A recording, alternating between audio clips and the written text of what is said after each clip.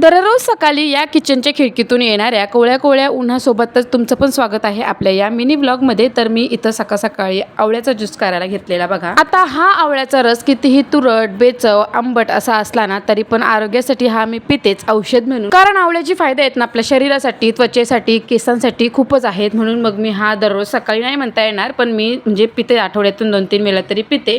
आणि हा आवळ्याचा ज्यूस वगैरे पिऊन झाल्यानंतर मी आलेले किचनमध्ये। आता आम्हा सर्वांचा तरी उपवास होता, पण जसं मी मोठ्या ब्लॉगमध्ये तुम्हाला सांगितलं की माझ्या ननंदबाई आल्या, त्यांची तब्येत बरोबर नाही आणि ऑपरेशन झालंय, त्याच्यामुळे त्यांनी काय आज उपवास पकडला नव्हता। म्हणून मी त्यांच्यासाठी नाश्त्याला इथे तांदळाच्या पिठाचे वडे बनवत होते आणि तेच माझं बनवण्याचं काम चालू होतं। आणि आजच्या दिवशी काव्या पण घरी होती, मग तिची मला थोडी मदत चालू होती, चहा पाण्याची भांडी घासण्याची। आणि इकडे बघा मस्त असे लोखंडीचे कढईमध्ये मी हे वडे पण फ्राय करून घेतले आणि तुम्ही बघत असाल वरून एकदम क्रिस्पी आणि आतून एकदम मऊ मऊ असे मी हे वडे पण बनवून घेतलेली।